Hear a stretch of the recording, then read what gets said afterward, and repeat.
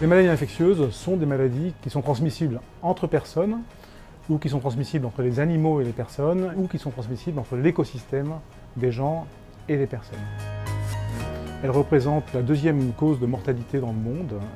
Elles sont aussi véhiculées par des pathogènes, de façon très schématique. On a des parasites ou les champignons, on a des bactéries et enfin des virus. Le problème avec les maladies infectieuses à ce jour, c'est le problème d'apparition de résistance. Et nous pensons qu'il y a de réelles inquiétudes pour l'avenir et que ces problèmes de résistance puissent se disséminer non seulement dans les milieux hospitaliers, mais dans des milieux qui sont plus généraux. Et là, on aurait vraiment affaire à un problème de santé. Pour trouver de nouvelles molécules antibiotiques, notre stratégie est quand même très orientée sur la recherche de produits naturels. All the chemical approaches in the last 30 years had really no positive result. There's no new antibiotic in development. Microbes live in the soil, which is a dirty environment, and they're exposed to a lot of other microbes.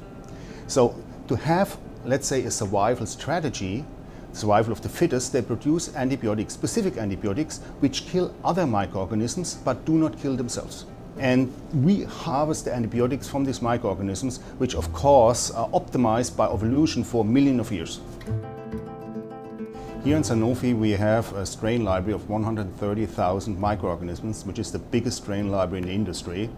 And this is of course a big advantage for us to have access to these strains which were collected over decades, and with the new technologies coming in from genomic to co-fermentation or whatever, we have totally new ways to investigate this. Could not be done in the past, and I mean this is really a big chance for Sanofi.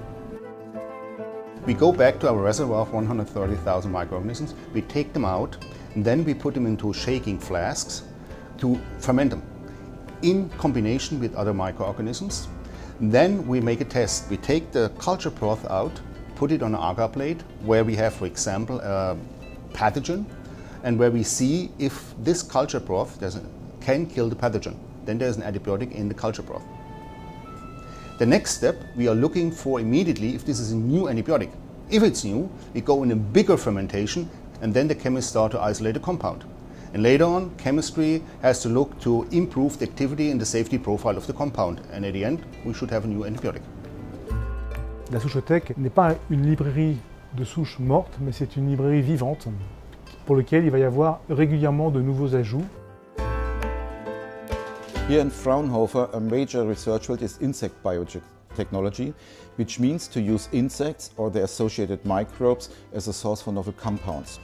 For example, we are studying ladybird beetles, and our hypothesis was that an insect which can spread around the world, which is an invasive insect, should have a very potent immune system, because everywhere you encounter novel pathogens. This strategy was successful because we identified compounds that exhibit antiparasitic activity. Sanofi a vraiment comme ambition d'ouvrir sa recherche à des partenariats. La raison est simple, c'est que toute l'innovation ne se trouve pas dans une compagnie. Donc il faut aller chercher l'innovation là où elle est présente. What Warp Drive is doing is to champion the discovery of an entirely new way to mine the biosphere for drugs that are produced by nature. That consists of sequencing the genomes of the organisms to discover the biosynthetic potential that is hiding in plain sight in their genomes. To date, we've sequenced 135,000 entire bacterial genomes. What you have in the Sanofi Warp Drive relationship is an engine of innovation and discovery connected with an engine of development of human medicines.